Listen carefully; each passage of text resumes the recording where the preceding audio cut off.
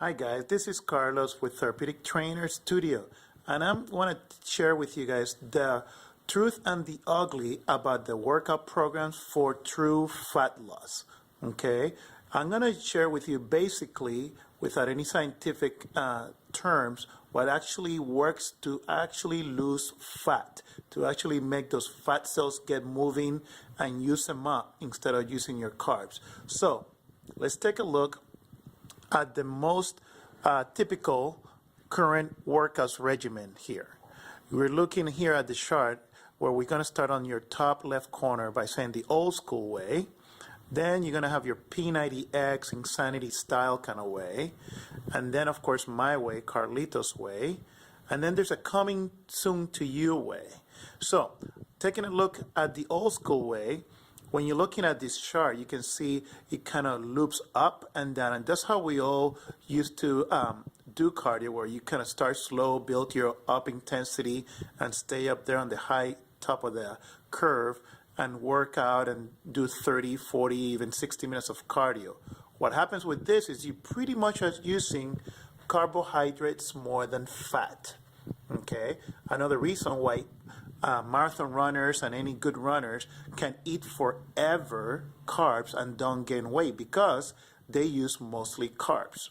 Okay, now looking over next to them, we have the P90X or Insanity new craze. That one actually, as you can see, it utilizes more fat cells than carbohydrates. However, once you work out about 85% intensity, then you actually switch more to using carbohydrates and fat. Okay, so it's very critical to kind of gauge or know how hard to work these workouts. The other downside with that is that these workouts are more designed for younger people, your college kids, your 30, maybe even 40-year-old people that are being in fairly good shape, not necessarily overweight or obese.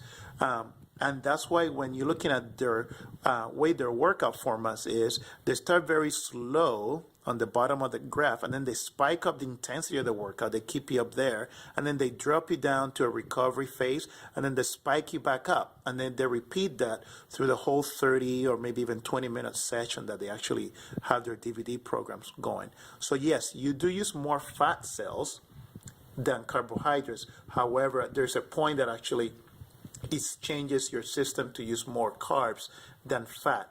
And also the other downside is that this workout designs, because the plyometrics and all the agility and whatnot, is more designed for younger population. Okay. Now, looking down below here, there's the Carlitos way. The Carlitos way, as you can see, kind of breaks down more evenly. The way I design my cardiovascular program is back when I did rehab, where people can actually use fat almost equal amount of carbohydrates, nutrients. Okay, now utilizing a PRE, better known as perceived rate of exertion, the way I work is almost like the P90X chart. The only difference is when I have my folks doing your cardio, you don't bottom out again to a full recovery.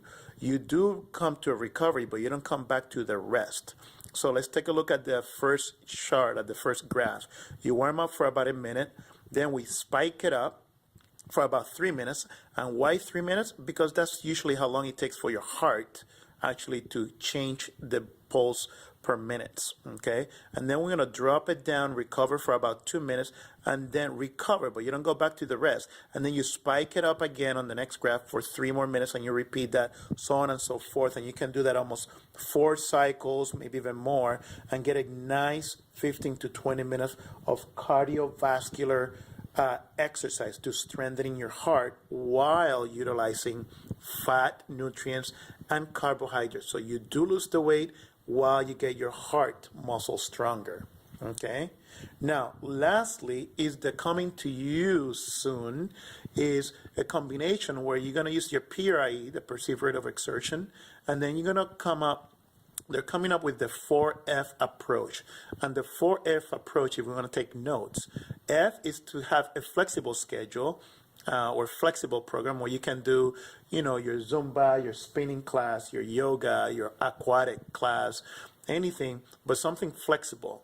and then be expecting to have some failures in that program or plateau. So for instance, people that do P90X, they get to a point that because they're not using fat or burning fat or losing fat, they get disappointed and they feel like a failure. Now, which brings us to the third F, which is learn to forgive yourself. So don't get stuck in the fact that you're not losing fat, you're not changing shape, you're not getting thinner, you're not getting toned. Instead, go to the letter F, not last letter F, is fix it. So go and fix it. So if you were doing P90X, for example, maybe you want to switch over and do an old school way and do more endurance, long prolong, okay? And then leave give your body a little time to recover. Maybe try a little Carlitos way here and there. And notice that when we do these programs here at TTN, we don't necessarily go for the cardiovascular machine. It might be using ropes or kettlebells or medicine balls or my preferred method, which is boxing. Okay?